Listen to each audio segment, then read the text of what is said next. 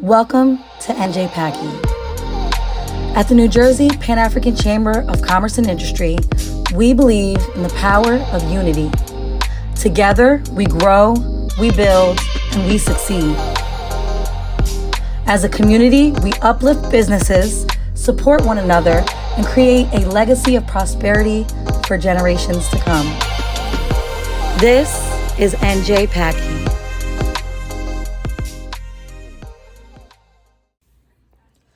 Welcome, everyone, to our first webinar of 2025, Tax Time Tactics, Smart Strategies for Business Owners with Master of Business Administration and Enrolled Agent, Paul McCloud. My name is Anita Pierce, NJPACCI Vice President, and we are so excited to bring you this valuable session.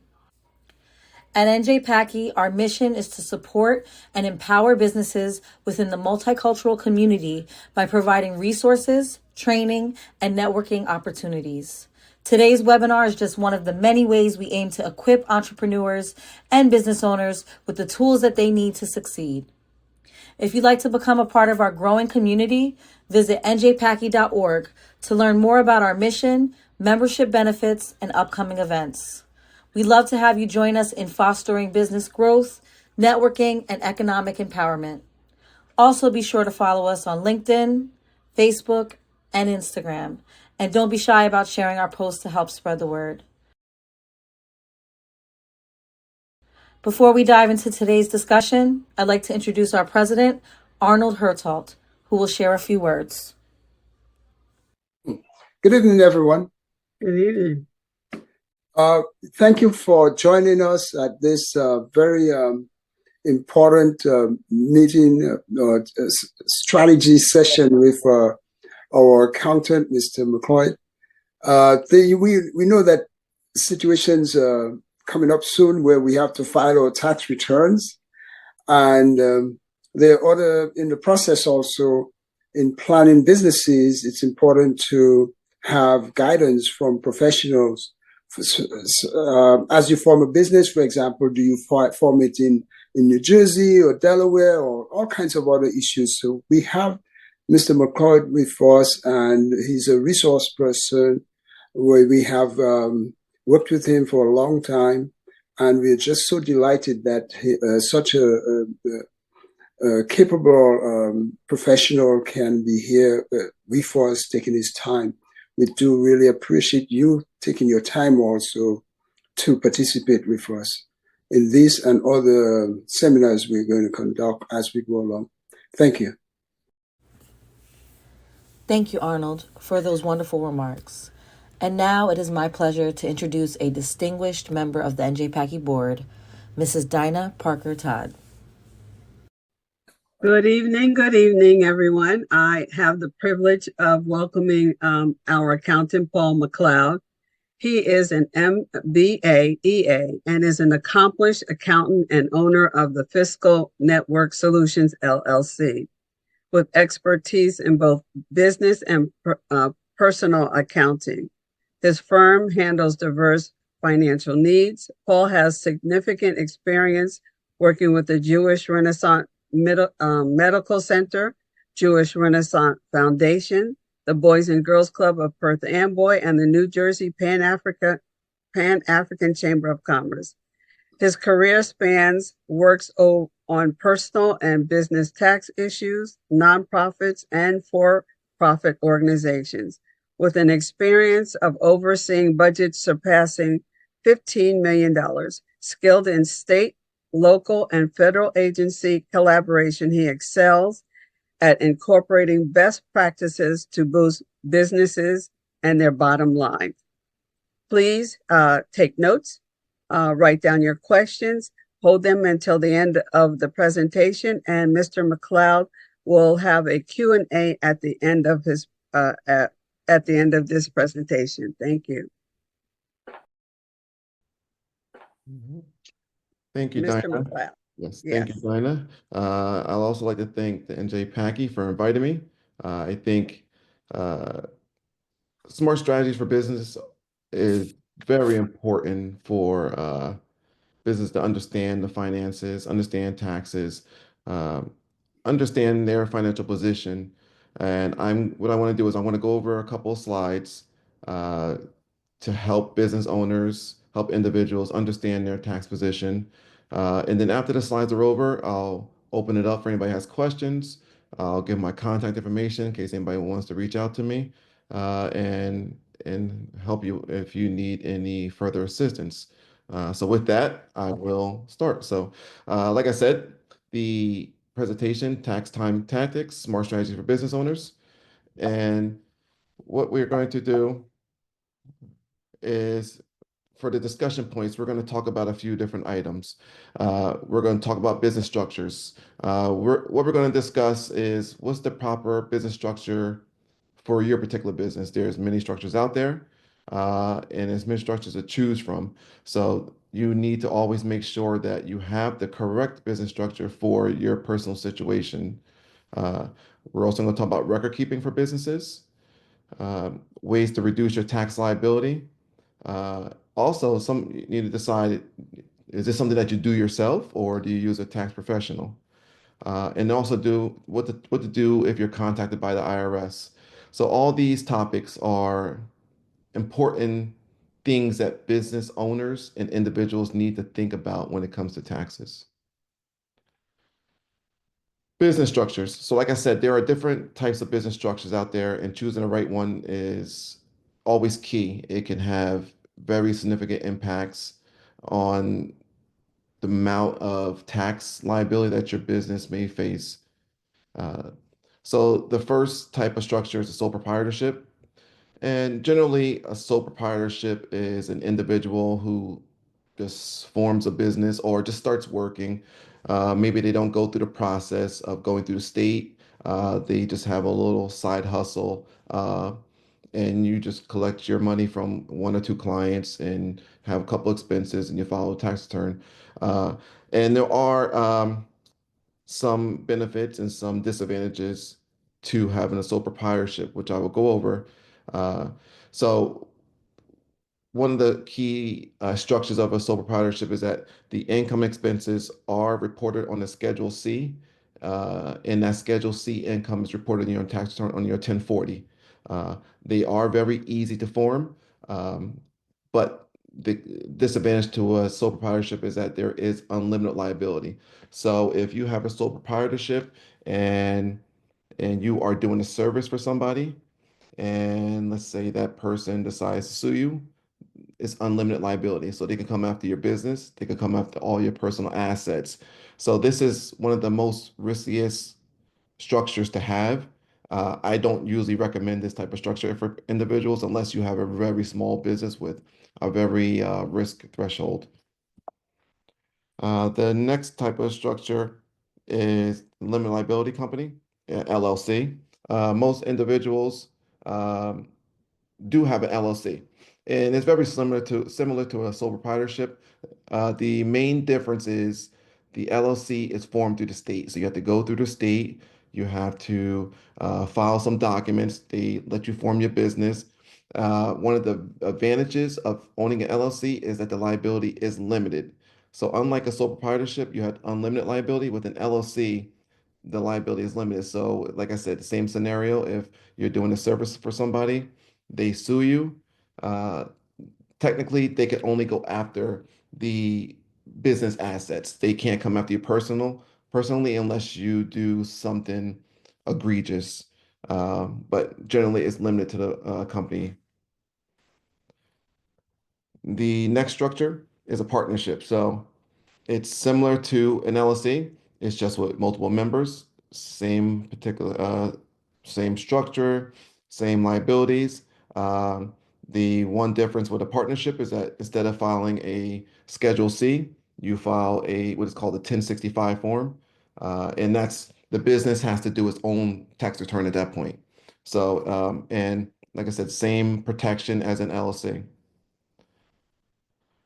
Now, with the S Corp, I know a lot of people may hear a lot of things about S Corps. Uh, S Corps are they're not technically a business structure, but if you have a sole proprietorship, a LLC, or partnership, you can elect to be taxed as an S Corp. And what that does is it kind of protects you a little more. but there are some advantages and disadvantages to an S corp. With any other structure, a sole proprietorship, LLC, or partnership, the individual person is subject to self-employment tax. So you pay your individual personal tax, and you also have to pay a self-employment tax. So it can be a little expensive. And the way you need to think about your self-employment tax, if you have a W-2 income, you pay part of your taxes, your employer pays part of your taxes. The self-employment tax, all that means is that you're paying 100%. You're paying normally the employer's portion and the employee portion.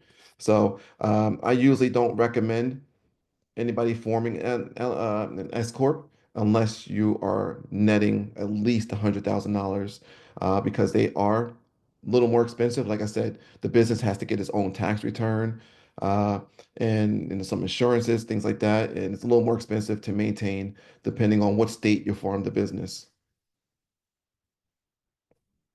The last business structure is a corporation.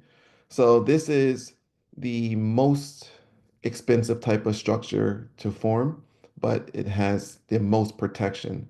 So with a C corp, you're no longer an owner, you're a stockholder. So you don't own a percentage of the business, you own a certain amount of stock. Uh, so it's a little different, but with the C corp, you don't have to worry about any personal liability. It's usually all with the corporation assets, liabilities. If somebody sues, they're only suing the corporation. So, and it's totally separate from the owner.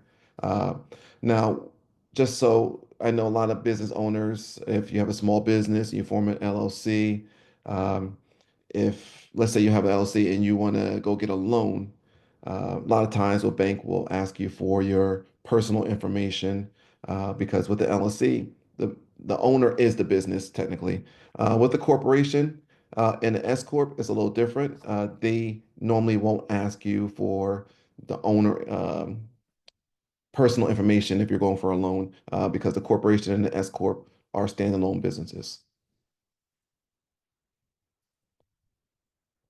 So there are many questions that you need to ask when you're deciding on which type of business structure to form.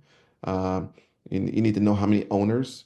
If it's just you, you can do the LLC, you could do the sole proprietorship. If there are multiple owners, you're going to have to go at least a partnership route. Um, so you need to understand how many owners are going to be in the business before you form. Also, you want to know what the estimated annual net earnings from the business will be. Like I said, I don't recommend an S corp unless you have $100,000 in net profits, um, because of the expenses that come along with keeping the business active. Also, you need to understand what will you be serving, selling a service or a product. That can help to frame what type of business as well. Do you need more protection? If you're selling a product where there's potential for somebody to sue you, maybe you might have to go the corporation route to have more protection.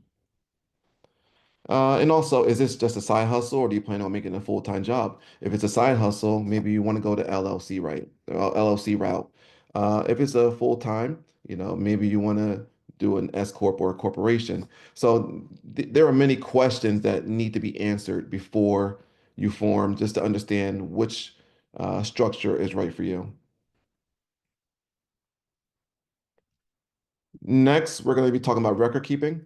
Record keeping is one of I guess the biggest issues that I find with a lot of businesses. I get a lot of people that come to me and want to get their tax returns done, but their records are really poor. And with poor record keeping, you just open yourself up to a lot of liability, especially with the IRS. So I always tell my clients, you have to maintain your records, have some type of system in place to record all your transactions through the year. And part of the benefits of proper record keeping is it helps you understand your financial picture of the business. And when you understand your expenses and your revenue, you understand where your business is. Is this something that is viable that you can keep going, or is it something that you need to maybe think about not doing anymore because you're not making any money? Uh, understanding your financial picture will also understand, is this a product line or a service that I should be offering? Or are there other services that I should be adding to my business as well? Record keeping also helps you maximize all your deduction for the businesses. If you're not keeping track of all your expenses at the end of the year, there's a chance that you may not be able to remember all the expenses that you had and documentation for your expenses. And also with the IRS, if you ever get audited, they want to see proof of expenses.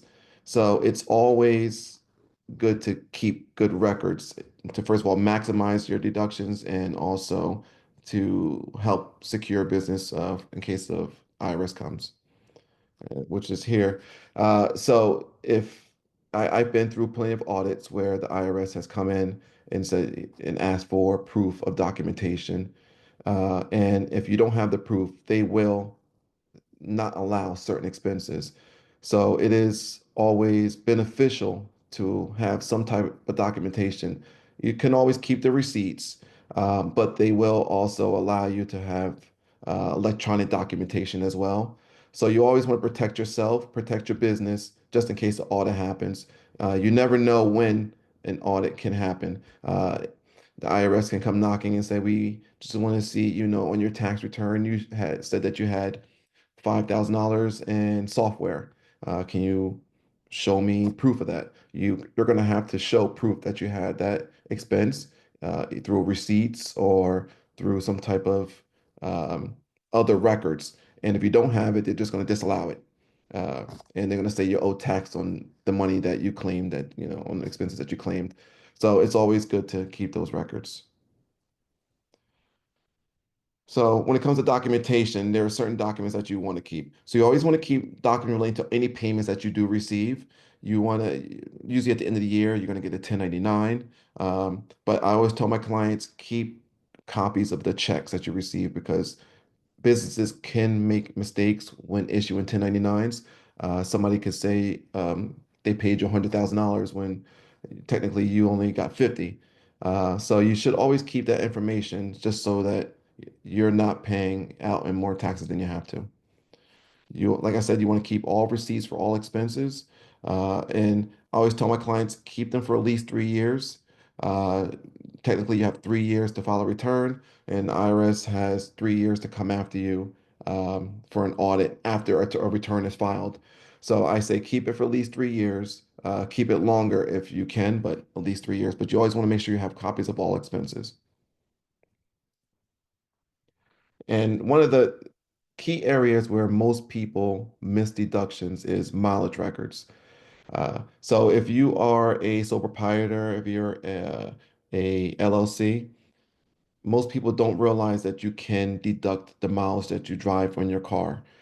So you want to keep track of mileage, but what the IRS wants is they want documentation showing the miles. They want to know where you went. They want to know how many miles you traveled. Was it for business? Was it for personal reasons? Um, and it's very difficult. It's hard for people to get out a pen and say I drove 10 miles to go to a meeting. So what I always suggest is I just suggest, just I use a software that's on my phone, and it just tracks everywhere I go. And then end of the week, end of the month, I just, swipe left, swipe right if it's a personal business. And it tracks it at the end of the year. I could just print a report and say these are all the business miles I have. But mileage is one of the biggest areas where you can save a lot of money. And I believe it's right around 60 something cents a mile as of right now. I have to just double check that. But so, I mean, if you're doing, 10,000 miles a year driving, it could really add up. So when you are recording your business transactions, where should you record them and how should you record them? So what I tell my clients, the best thing to do is use some type of accounting software. A lot of people use QuickBooks, which is one of the probably the most popular software out there. There are other ones out there. I believe it's like Zero, FreshBooks. There are a lot of different types of software. You just want to utilize some type of software just so you don't have a shoebox of receipts and check deposits sitting somewhere. Receipts do fade. If you went and got gas, if you went and bought something, receipts fade. So the best thing to do is use software. With QuickBooks, you can take a picture of the receipt, you can upload it, and a lot of times QuickBooks will just categorize it for you. So it's more beneficial to utilize accounting software for your business. And like I said earlier, use an app to keep track of your mileage. Um, I think that's a lifesaver for me and a lifesaver for many of my clients as well. You always want to make sure you're getting all the benefits and all the deductions that you're eligible for. So next, we're going to talk about ways to reduce your tax liability. So what I tell my clients, if you have a business and I tell them to try to forecast any expenditures you may have in the upcoming tax year. And what I mean by that is if you're running a business and it's December 25th and you know that you have a tax liability and you know that in January you have some expenses that may be coming up, I always tell my clients, all right, purchase it in December. What it would do is reduce the amount of your tax liability for that current fiscal year. So it's always best to try to forecast any expenditures. Now, I don't want people going out and purchasing things that they don't need in the upcoming just to spend the money. I've seen that happen as well, and that just hurts you. But what I do tell my clients is try to forecast, are there any expenditures that you foresee in the next 2 months, 3 months that you can purchase in the current fiscal year. That will definitely help you when it comes time for taxes. Also, if you work at home, uh, most business owners are entitled to a home office deduction. There are certain criterias that you should make sure that are in place before you try to go after the deduction. And one of them is that if you do use your home as a office, make sure it's a dedicated room. It can't be your kitchen. You can't be working at the kitchen table. You have to have a dedicated office that is strictly for your business. Uh, I mean, the chances of an audit happening because of this reason is very low, but if it does, they will take a look at that. They will come and say, okay, do you have an office for the business? And is it dedicated to the business? You can't use it as a storage room for personal items. It has to be strictly for the business. And you are able to deduct some of the mortgage or rent that you pay, your utilities, anything that applies to the house, interest, everything, taxes. So if you do work out of your home, try to utilize maybe a bedroom strictly for the business. That will help you reduce some of your tax liability as well. And like I said, I just have to keep pushing this one. Make sure you document all your miles.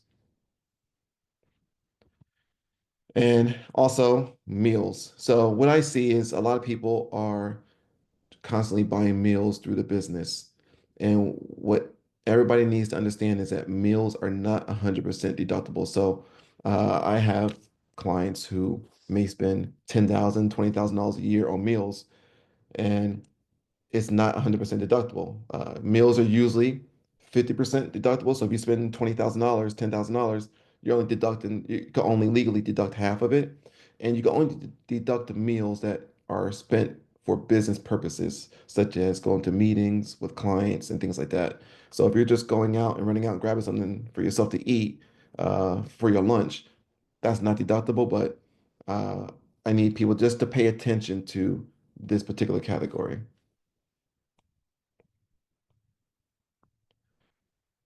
So the question, should you use a tax professional? What I find is a lot of people try to do their taxes themselves or try to handle a lot of tax issues on their own. Um, and a lot of those individuals end up hurting themselves or hurting the businesses. Um, First of all, you could miss out on a lot of allowable deductions. There could be some things that you just don't know about, like the home office, the mileage, or whatever. A lot of tax professionals understand deductions that are out there that you may be able to qualify for. Also, doing it yourself could trigger an audit. It could you could enter a number somewhere on your return that the IRS may look at and say this doesn't look correct and audit you. So using a tax professional will somewhat mitigate that issue. They understand what is allowed on a tax return, what's not allowed on a tax return. And if you have a professional who's been working with you for a while, they are able to spot trends and say, this doesn't look right. Is this correct? So, uh, also, not using a tax professional could increase your tax liability. Like I said on the first line, if you do miss out on lobby deductions, that means you're just paying more in taxes. Uh, so the cost of a tax professional sometimes pays for itself by them maximizing your tax deductions, which would then reduce your tax liability. Also, tax professionals have a better understanding of tax law. Tax law changes every year. There are new things that um, phase in, phase out, and tax professionals, and we have to stay on top of those things. We get our continuing educations to learn about all the new tax laws. We have to learn about all the tax laws that are expiring. So we do have a little better understanding of tax laws that could impact your business. And also, if you are audited, tax professionals can assist with an audit. Uh, Usually, if you are involved in an audit, it's best to just have somebody on your side who can assist you, who can answer questions, guide you. A lot of times they will be able to represent you in front of the IRS. If you do have an audit, the IRS will talk to your tax professional instead of you. So it kind of takes the stress off of you and allows them to handle a little bit of the hard work. So, um, what should you do if you're contacted by the IRS? Number one thing is don't panic. When you get a letter from the IRS, usually they have a date on there that says, please respond by this date, and they're asking for you to supply some information. So you just don't panic. Try to understand what they're asking for, um, and try to get everything that they need. So you want to gather all your documents. Um, and you also want to just give them what they're asking for. Don't supply too much information. You don't want to draw more questions. So you just want to, if they're asking to see a copy of receipts, just send them copy of those receipts and don't send other things as well, because if you do, it could draw more questions. And you want to try to avoid it. You just want to just give them what they're asking for, and you want to make sure that you are doing it by the deadline. The IRS is very strict. If you don't do things by certain deadlines, they will just either deny the deduction or rule against you. Uh, Last thing, you also want to reach out to a tax professional if you have questions. If you're unsure about something that the IRS is asking about, call somebody, call a tax professional, tell them what is going on. And like I said, they can guide you, they can help you out, and they can assist you. Um, I have seen too many people try to handle the IRS by themselves just to at the end reach out to a tax professional, um, which at that point you're too far down the line and the tax professional is trying to kind of fix some of the mistakes. So it's always best if you don't understand 100% what is going on, just reach out to somebody for help. Uh, Also, what I want you to remember is that there is a lot of fraud going on with the IRS and with people trying to contact you, saying they're from the IRS as well. What I want you to remember is the IRS will never call you unless you reach out to them first. So if you get a call from somebody saying that they're from the IRS and you owe money and you have to pay this, don't pay it. The IRS will never call you. So just be wary of that.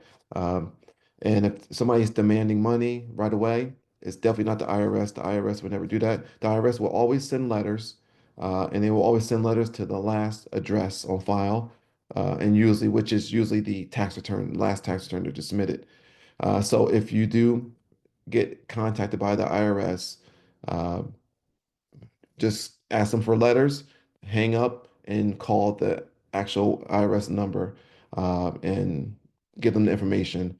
But the IRS will never reach out to you. Uh, and if you do suspect fraud, also contact the IRS and also work with a tax professional who can assist you in that matter as well. Um, and right now, people are filing fraudulent tax returns. I see it every year. It happened to me a couple years ago. And if you do suspect that, the first thing you want to do is contact the IRS, let them know that somebody filed a return that wasn't you. What would normally happen is that they're going to give you an ID pin from that point forward. And with that ID pin, whenever you file a return, you have to put that PIN number on the return. That PIN number is going to change every year. The IRS will send you a new one each year. And every time you file a return, you have to put that new PIN number on there for the IRS to be able to accept the return. Uh, and I wanted to give my contact information to anybody who may want to contact me or have questions after this meeting. My number's there, my email address. Um, Please reach out to me and I'll answer any questions that you may have. And we can set up a one-on-one. I can talk to you. And what I'm going to do is I'm going to open up to anybody that may have any questions now. I believe. Let me see. I believe everybody's muted, but if you have any questions, you can come off mute and I can try to answer any question that you may have. Dinah here. I've got a couple of questions. Should I give them all to you at one time Yeah, give them to me at or once. You can give them to me at all once. at once? Okay. If I heard, I was on, Facebook, and I saw one lady said something about she had the opportunity, she learned about the opportunity of renting a space out in her home to herself. And I was wondering if that's legit and if there are greater benefits than just taking a home office deduction or renting the space out to myself or other people. So if you have a business, you can rent space to the business, but I would just tell people just to take the home office deduction because renting space to yourself can just trigger an audit. Um, and usually the home office deduction, like I said, you are able to take part of the mortgage, part of the utilities, the taxes, and claim that on your return. So you are able to rent space to your business, but a safer method is just to take the deduction. Okay. With Trump closing many of the agencies, should we be concerned about getting our tax returns and in and through the process, perhaps even getting some money back? Is that something we should be concerned about right now? No, the tax returns are all processed on an e-file method. Um, so with him closing a lot of agencies and affecting a lot of jobs, if you e-file your return, it shouldn't affect you. If you file a paper return, it may delay. Normally, what they say it's allow 3 weeks for processing. Um, so it could extend that to 4 to 5 weeks to process a paper return. But if you do a e-file return, it's usually, and if you're getting a refund, usually it's within 3 weeks that you're gonna get your refund, and that shouldn't affect it. They can't make changes to the tax law on the fly. Usually you'll hear about tax law changing, but that's for the upcoming tax year. They wouldn't be able to make changes to the 2024 taxes right now. But it's always good to get it in early. Get it in your tax return. Getting your tax return in early will help mitigate the chances of somebody filing a fraudulent return with your information. The longer you wait, if somebody files a return first, the IRS could process it, and then you just have a little more issues or trouble trying to get it fixed on the back end. So I always tell people just try to get it done as soon as possible, just so that in case somebody does go out there and try to file a return, they're going to be the ones to get the error message that a return's already been filed. Okay. And I think the last question I have, what is the software for mileage? I use an app called Mile IQ. Um, there are a lot of them out there, and they all do the same. And I don't have a list of all of them, but that's the one I use. It's called Mile IQ. Mile IQ. And all it does is it just runs in the background, and it just tracks all your miles. If you go to the store, if you go meet with a client, at the end of the day, it's going to list everywhere you. It's going to list your starting point, your end point, and you should just swipe left or right if it was a business or if it was a personal. You can also add in there. Uh, there were tolls, so it keeps track of everything, and I just find out it's a little more helpful. Okay, thank you. Mhm. Any other questions from anybody else? Hey, Paul, Bill Phillips, how you doing? Good, how you doing? $10,000 limit on property taxes. Who came up with that? Is that federal, state? That's federal. So that was part of Trump's first administration, the SALT tax. I'm sure everybody's probably heard about the SALT tax, state and local tax. So what it does, um, it limits the amount that you can claim for personal property taxes and also the taxes that are withheld out of your paycheck. So if you had $5,000 withheld from your paycheck and you paid $10,000 in real estate tax, it caps it at 10. It combines everything and caps it at 10. Um, uh, Part of the issue with that is prior to the SALT tax being enacted, you were able to claim a lot more, which reduced your tax liability. Once that the SALT tax was enacted, it kind of increased everybody's tax liability.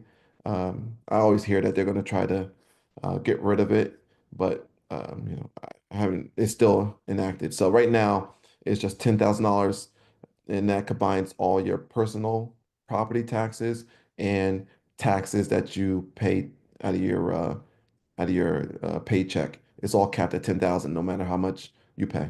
But yeah, that was enacted in the first Trump administration about 8 years ago.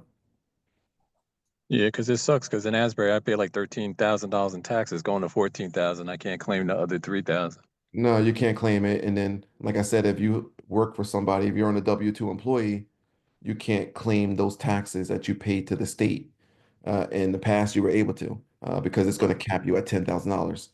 Um, so yeah, I mean, some some states and some counties have tried to get around it by um, by claiming property taxes to be some type of charity, and that was during the first Trump administration. Um, what was going on. I don't know if they're still doing that or not, but a lot of counties were classifying the amount they were paying for their property taxes as charitable deductions, which would then allow you to claim all the taxes and then also claim your W-2 taxes as well. But I would have to see if that's still going on or not. Is the anchor refund check, is that automatic? The Anchor, it is. I believe they were using the 2021. I have to look at it again. I think it's 2021 taxes, but it is automatic. You can still go in and enter your information, but some people and like I went in, I entered my information, but a lot of times it's just automatic. But I just go in just to make sure that all the information is up to date because there is some fraud going on with that as well. So it's just quick, it's just better just to go in, enter your information, make sure that your bank account information is correct. Make it so, but you can just go to the state website, and I believe most people actually probably received all their Anchor for, I think it was like October anyway, but Mhm. most of them were automatic. So this year, would it be like $1,000 next October coming up? I'm not sure the amount. I'm gonna have to see what it's going to be for this upcoming year. But I believe last year I believe it was up to 14, I believe. But I Mm. have to just double check that. Okay, thanks. Mhm. Any other questions? Hey, Paul, how you doing? It's How you doing? Charles. Hey, how you doing, Charles? All right. Did you ever hear anything further on that BOI report that was Yes. going around earlier? Yeah, yeah. I know I had spoke to you about that a couple weeks ago. So the BOI is something new that the government was enacting, and what it is they want all business owners to uh, give the information of the business and the owners. And they gave certain deadlines. I think it was like January 1st to get it in. But what I was reading and when I did my research, they're not going to penalize any small businesses who haven't gotten it in on time. So if you did get a form about the BOI, you just submit the information that they're asking. If you do get a form from a company saying, we're gathering this information, we're going to submit it for you, and it's going to cost this amount of money, don't do it. I mean, a lot of people are soliciting information just to submit it for you and then charging. It's Well, something simple that you can just go into a website and then enter mhm. the information. But don't pay another company to do it unless you really don't understand it. Um, but yeah, the BOI uh, it is required for, and there are certain industries that are exempt. I believe like accounting firms. I have to look at the other ones are exempt from supplying information, but um, but I can get you over that and see. But if you didn't file or you didn't get it in, the best thing is just get it in now. They're not gonna go after any small businesses. They're gonna go after the large corporations or large businesses who didn't get it in. Um, to make sure that they supply the information. And what it is that they just want to know who is who's involved in the business, who's running the business, um, and just trying to gather all the information just to understand, I guess, to protect security of the United States. They want to make sure that individuals who are running a business are legitimate. Paul, Okay, because I never got anything, but I had heard about it. Okay. So Yeah, that was my that's question. my point too. It's like I heard about it secondhand, but they've never sent me any email to notify me about it. So Yeah. how do they expect business people to even know that it exists? Yeah, most businesses should have got something in the mail or got an email about it. If you didn't, I would still just file it anyway. I'll have to get the website for it. I don't have it offhand, but I would just file. Like I said, if you're a small business, they're not gonna do anything. They're more concerned about the big businesses. But everybody should have got something either in the mail or through an email for the BOI. Um, but I have heard that some people haven't received anything. 'Cause Yeah, and it I've had doesn't a business. cost to file, right? I don't believe so. Yeah. I I don't mean, believe if it you does. file it yourself on the site, yeah. Correct. I believe if you do it yourself, I don't believe it costs. They Right. just want you to supply some information. I would have to double check that. Like I said, I was Mhm. exempt from filing, but All I right. would double check that and I see. mean, I've been filing taxes for 20 years for my business. You would think that they would have sent me an email, a letter. Yeah, yeah. I mean, we're talking about the government here, so it's with some of the things they do are it's just backwards, and there's no rhyme or reason. But a lot this BOI just caught a lot of people off guard as well. I was getting a lot of calls about the BOI when it first happened, and it was just catching a lot of people off guard. Paul, Yes. Bill Yes. Phillips again. Can you explain to most of the people on the line about the 65 and up senior tax freeze for property taxes? Yes. So if anybody is 65 or older, um, there is a tax freeze. You have to file a form with the state. Usually it's filed annually, and they record your information. If you make under a certain amount of money, uh, they will freeze your taxes. You don't have to pay taxes. But usually, I believe the forms are due. I believe October. I believe it's October of each year. Um, but you have to supply a lot of information that comes from your tax return. They're going to ask for your every single your W-2 wages. They want to know your hobby wages, business income, Social Security income. They want to know all that information and to determine if you're eligible for a tax freeze. If you are, then they'll process it, and you won't have to pay taxes for the upcoming year. But they are strict with the deadline now, so you have to get it in by the deadline. And I'm not 100% on the date, but I believe it's October 15th or something. I would have to look Yeah, I again. just looked it up, October 25th. Oh yeah, okay. Yep. So yeah, you have to get it in by that date and just apply it. And usually you can go onto the state website and just Google New Jersey state I'm tax. sorry, October 31st. I can't read. 31st, Okay. 2025. Yeah, you just go Hey, into their website and you can say New Jersey tax freeze and it'll take you to the website. And once you file it once, each year after that, you'll get a booklet in the mail that just your tax preparer or you, if you do your own taxes, will just need to complete and send in. And they're going to want to know, how much your real estate taxes were, did you pay any, how much you received in income for W-2 and everything else. So it just asks for a lot of generic information on there. so Paul, what I suggest you put it in your PowerPoint, because I talk to a lot of seniors and they're not aware of the senior tax freeze. Oh, really? And a lot of people procrastinate and then they miss the date, the file.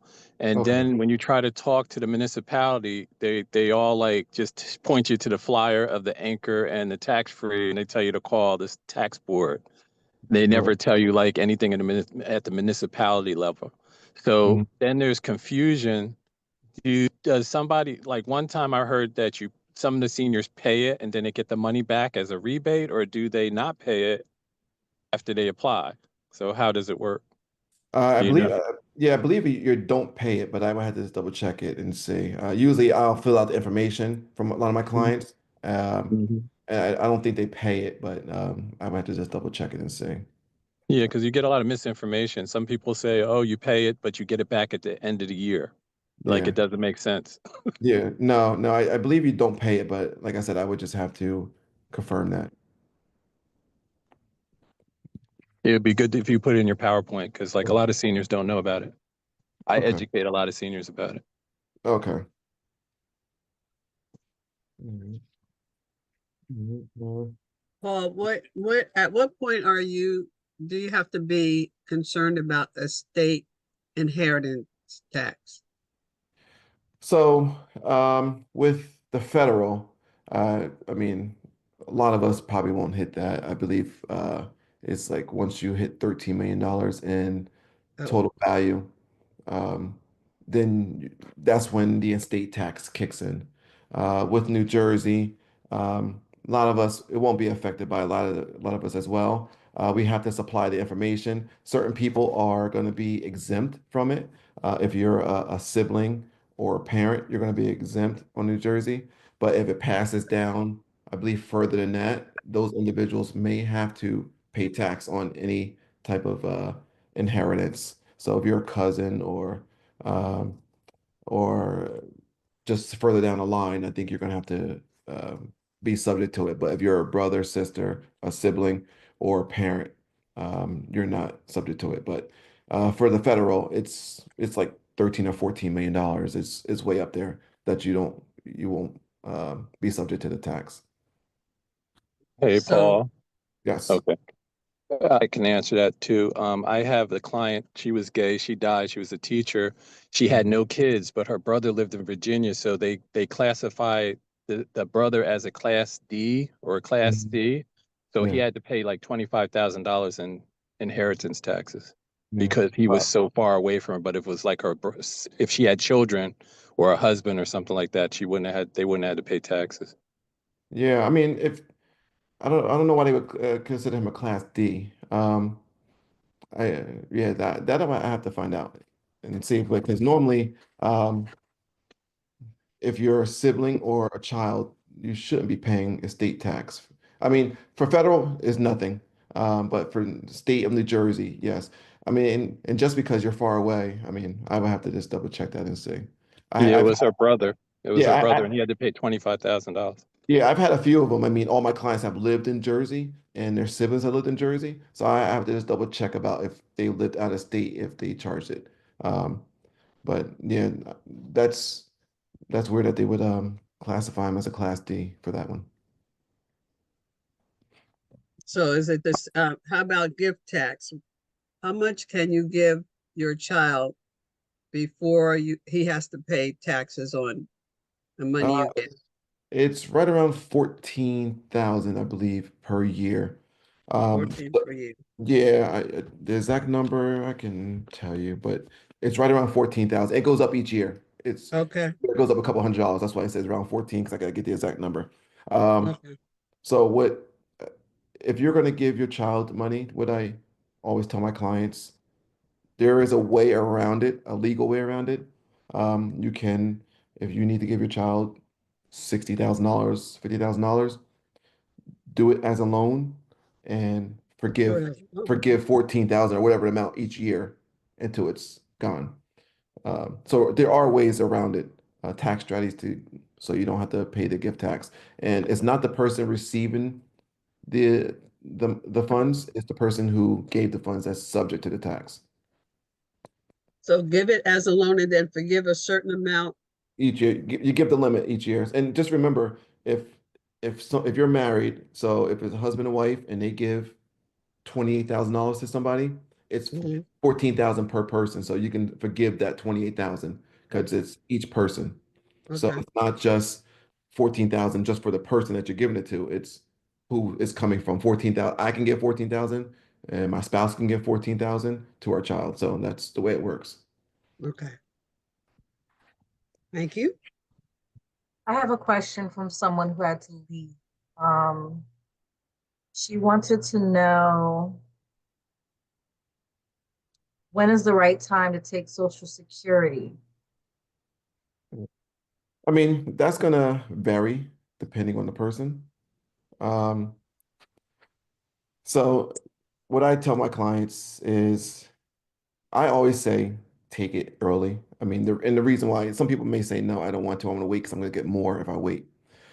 The reason why I say take it early, if you wait 5 years and your Social Security now goes up, payment goes up $700 a month, I would say that 5 years you're able to collect that money, invest it, do other things, uh, instead of waiting for it to go up $700 a month. But if you have $10 million sitting in the bank, $5 million sitting in the bank, and you don't need it, I would wait. It's like I said, it's going to change. It varies based on your situation. But I would, if somebody came to me and, they said, I really don't need it, but I would say just take it anyway and then just invest it. You're going to make more money and taking the money, investing it instead of waiting for the time.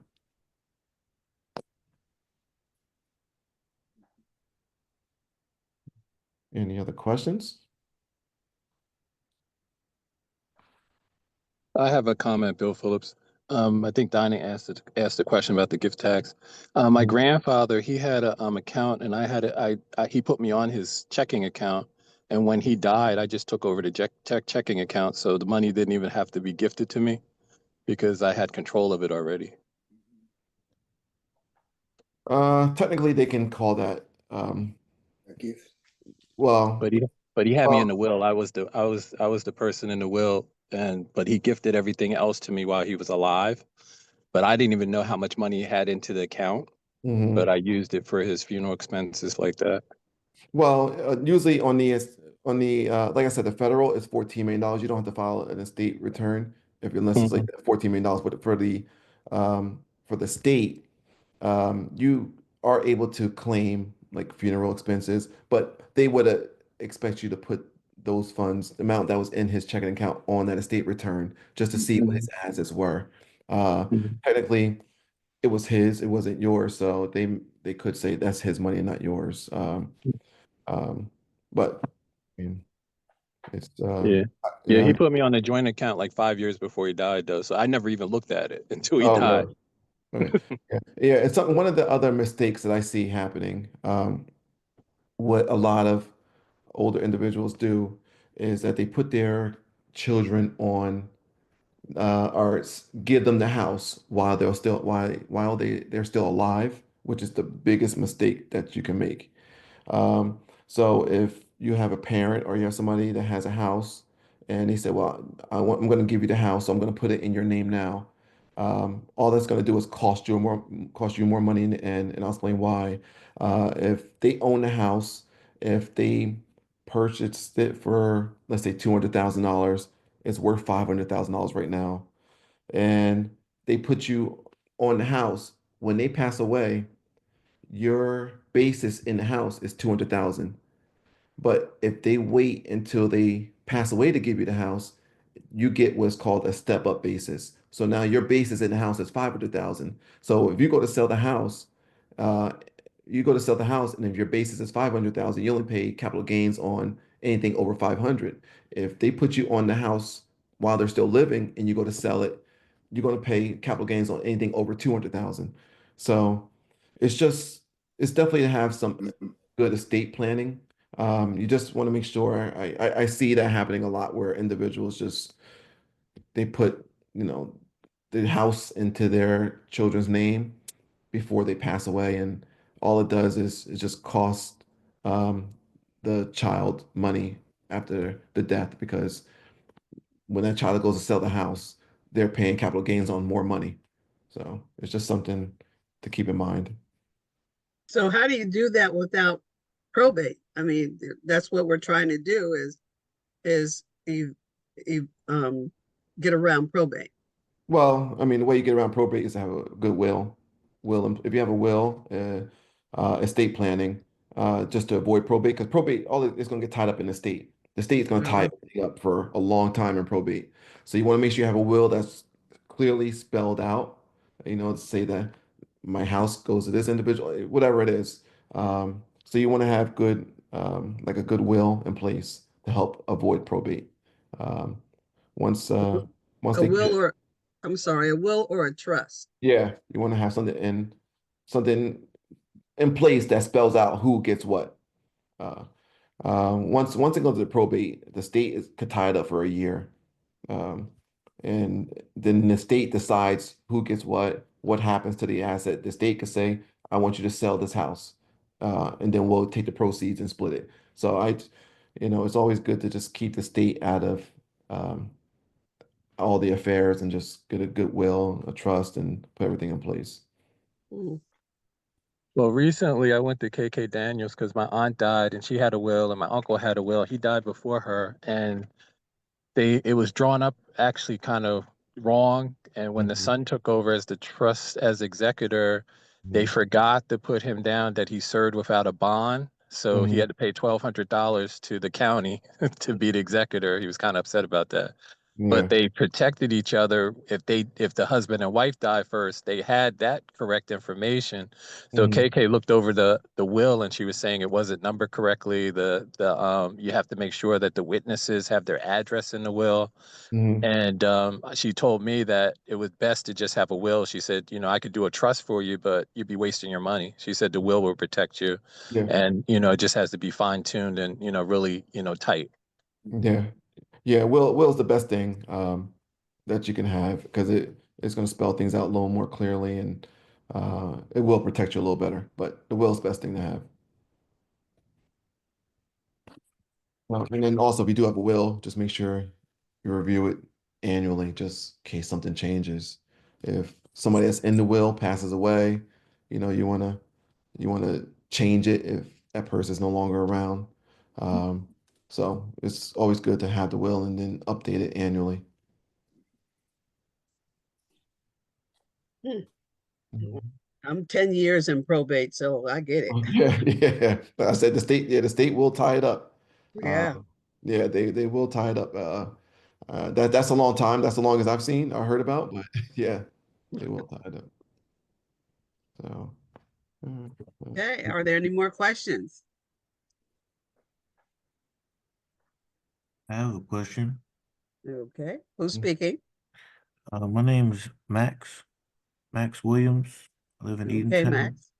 mm, Um, I was wondering about the state taxes for your business, mhm, like LLC. I was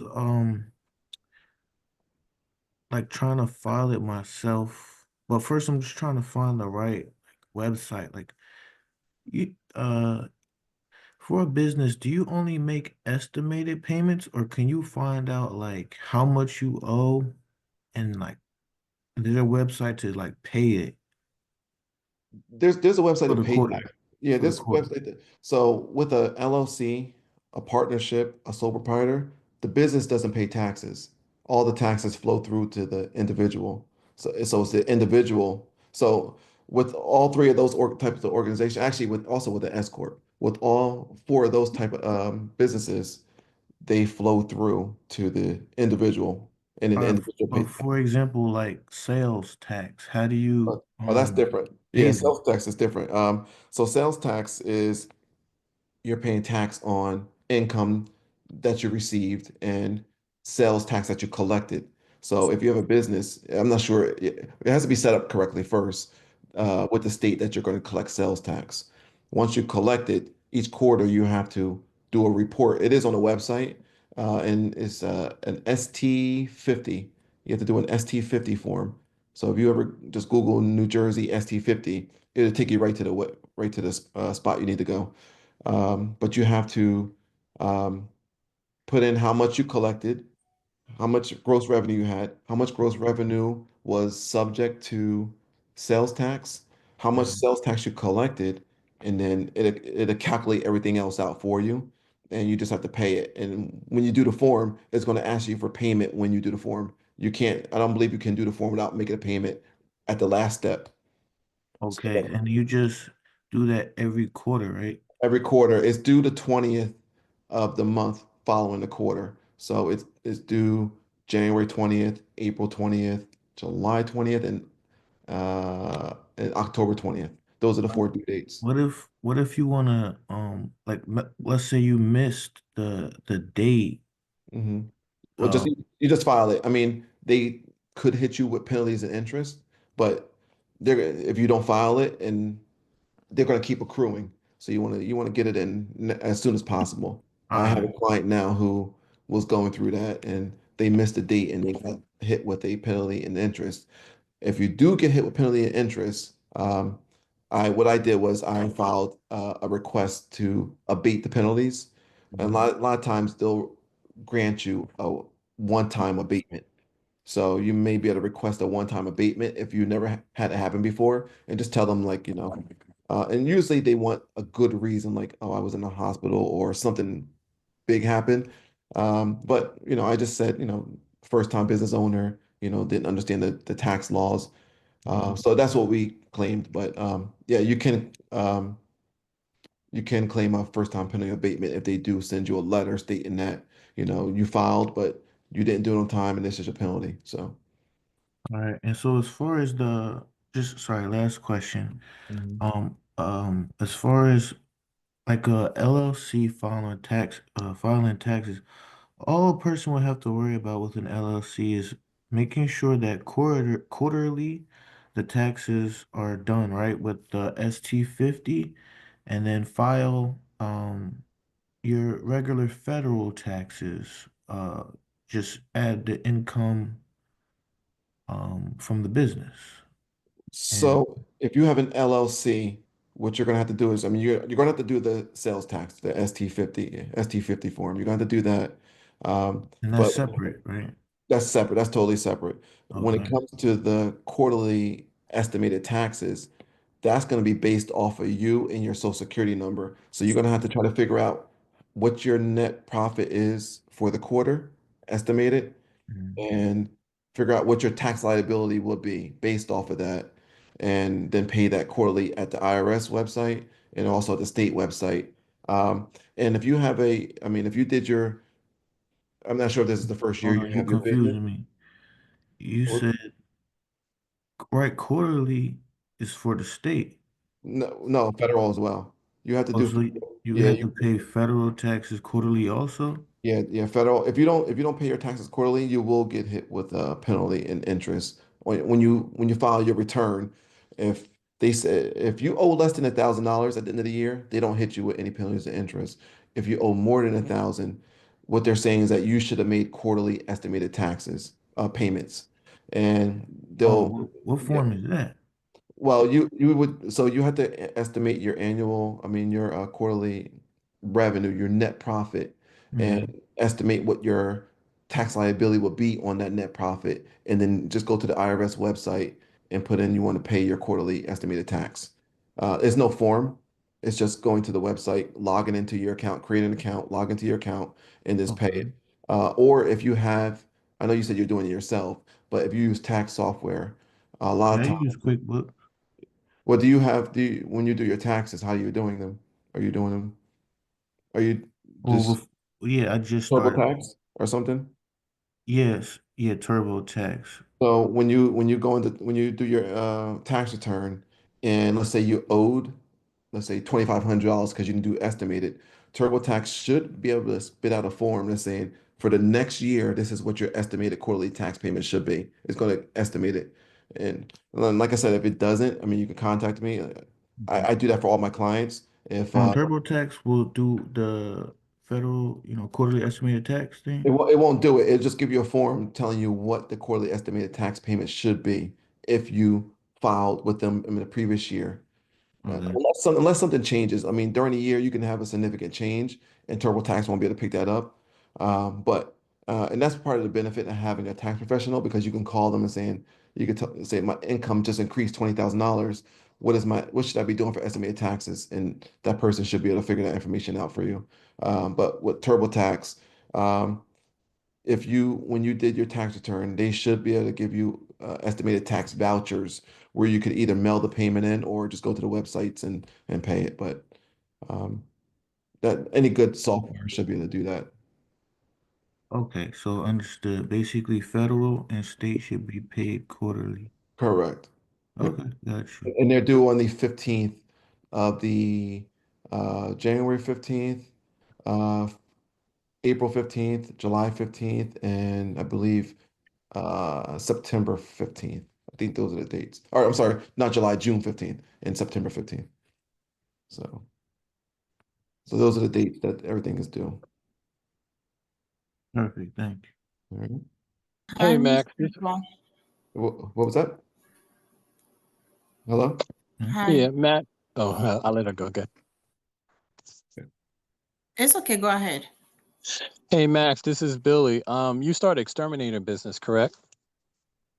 Yes. Hey, Billy. Do you do commercial buildings or just residential? Commercial and residential, just not schools. Okay. Yeah, because I had a big fight with the IRS. My uncle was a public accountant, and what happened is he wrote Governor Whitman when she was the governor, and they clarified I didn't have to pay sales tax because I don't work on commercial buildings. But if I worked on any residential with 4 or less units, I didn't have to pay sales tax. But if I worked on any unit past 5, I had to pay sales tax. So you have to pay sales tax because you work on commercial buildings. Yeah, I was planning to do sales tax with every transaction. Yeah, well, you have to because you're working on commercial buildings. Right. I'm exempt because I'm a chimney sweep and I don't work on commercial buildings. Okay. Mhm. So what I did, Max, is until I started understanding my responsibilities, because I'm doing like 4 different businesses, I get help. So wherever you need to get that help till you get a handle on it so that you don't end up paying more in penalties than you would have paying an expert. Think about that. Will do. Okay. All right. Are there any more questions? Yes, my name's Eugenia. Thank you so much for this information. It's been very helpful. I have one question. So my partner and I have a business together, but we haven't paid ourselves all year. So Mhm. for tax purposes, would you suggest we pay ourselves a certain amount or just continue without paying ourselves? I mean, what advantages do we have? What type of business is it? LLC? Is it a corporation? LLC. It doesn't matter. It doesn't matter if you pay yourself or you don't. Unless are you so you guys are a partnership, right? Yes. So the only difference is if you're paying yourself what's called a guaranteed payment. That's the only time it's going to make a difference. So if you guys are just if you're paying yourself for services, so let's say you work for the business and you're paying yourself $10,000 a year for all the work you've done, and you classifying it as a guaranteed payment, then it will have an effect on the business. It just depends on how you are paying yourself. If you're just taking a draw from the business, it doesn't make a difference if you pay yourself or not, the tax liability is going to be the same.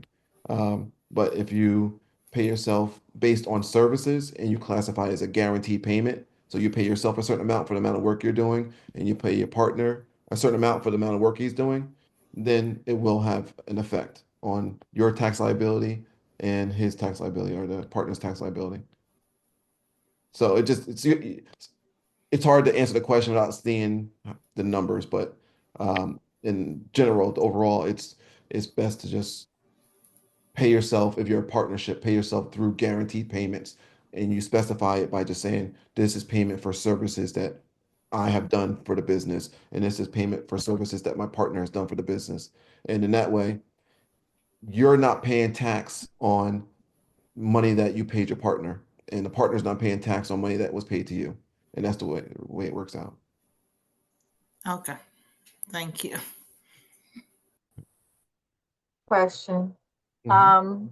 I own a restaurant and my son works in it. I give him cash every now and then, but he doesn't get like a paycheck or anything. How do I go about, do I like 1099 him at the end of the year? Um, yeah, you're gonna have to 1099. I mean, um, if it's not over $600, you don't have to 1099 it. Mm-hmm. But if it's over 600, you're gonna have to 1099 it to him. And if that's the only the good benefit of doing that is does your son make over if he doesn't make over $13,000 a year, whatever the number goes up each year, he doesn't have to file a tax return to claim it. Uh, Okay. so it just depends, but yeah, you're gonna have to 1099 it in order for you to take a deduction for what you're paying. Okay. All right. So, and as long as it's not over 13, he doesn't have to Yeah, if file. somebody doesn't make over 13,000, they're not required to file a tax return. Okay. I mean, it's like 13,000 and some change. I have to look at it, but um, Okay. so if somebody doesn't make over that amount of money, they're not required to file a return. And if he does make a little bit over that, like it's not Yeah. likely he would have to owe. Yeah, if he gets a 1099, he's gonna owe money. Oh, he's He's gonna owe money. Yeah, Okay. well, it's hard to say. I won't say he's gonna owe, but he's gonna have to pay tax on that 1099 that you issued to him. Okay. So, Okay. because normally 1099s, they're not having any taxes taken out.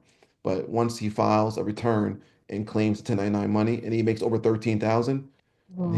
he's going to pay tax on the 1099. Okay. So that was also refer to me like I'm a virtual assistant for somebody. I invoice her, but so I would, Mhm. I just lost my train of thought. Yeah, Um, so the same thing, she would 1099 me and I would have to pay the taxes. correct. At the end of the year, and that's when you would normally have to do estimated tax because when you do your tax return, they're going to say, well, your tax liability is $5,000. You should have made estimated payments throughout the year. So now Okay. now you're going to be in charge of $300 penalty or whatever it is, and that's the way it works. Okay. Okay. But to give the 1099, do they have to register a business like an LLC? No, no, they could be a sole proprietor. So a sole proprietor doesn't form a business, but they are working for themselves in the business. So they don't have to form a business in order to get a 1099. They just, when they file a Schedule C, they file it under their Social Security number instead of a tax ID number.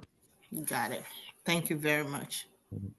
Hi, Paul. I have a question. Yes. Well, thank you for your excellent presentation. I just wanted to find out a little bit more about the gift to your child. Mhm. Is it gonna be, should it be a lump sum or you can give it in little bits, and what sort of documentation it's supposed to show? It's per year. So the max per year you can give is 14,000. I should look up the exact number and see. But the max you can give per year is 14,000 and some change. Um, let me just look up 2025 gift tax.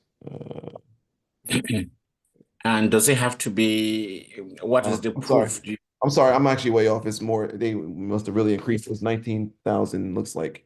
I thought so, yeah, it's pretty, Yeah, yeah. 19,000 for 2025. Um, so it's 19,000 and you can give 5,000, 5,000, 5,000 and four and not have to pay a gift tax. So it doesn't Yeah. have to be one lump sum. It could be multiple payments. They just look at it for the whole year. How much did you give them? So you have to provide proof that you actually transfer the money to your child?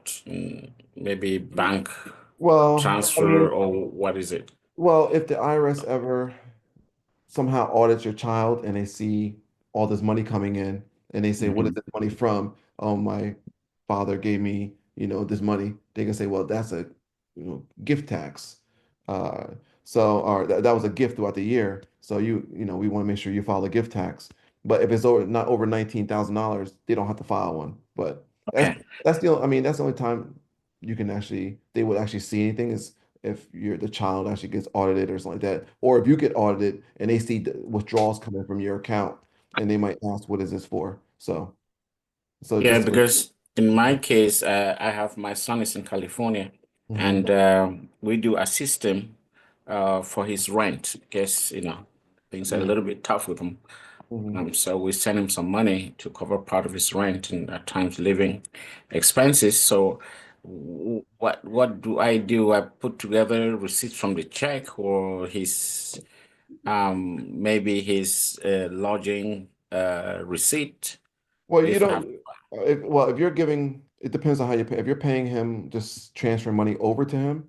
Mhm. Uh, you don't need the receipts or anything. But if it's not over 19, if it is over 19,000, and if let's say you are married, then it's 38,000. Once it hits 38,000, then you have to pay the gift tax. If it's under 38,000 for a married couple, then there's no gift tax. So you don't have to do anything. There's nothing to do. Okay. Mhm. Yeah, thank you. Mhm. Unfortunately, we've reached the end of our time today, and we truly appreciate everyone for joining us for Tax Time Tactics. A special thank you to Paul McCloud for sharing his valuable insights, as well as to all of our guests for being a part of this discussion. For more information or any further questions, please visit www.pmcaccountinggroup.com or reach out to Paul at the email address he provided. We also invite you to visit our website, www.njpacci.org, to become a member and stay engaged with our initiatives. Be sure to follow us on LinkedIn, Facebook, and Instagram to stay connected and informed. Thank you again for joining us, and we look forward to seeing you at our next event.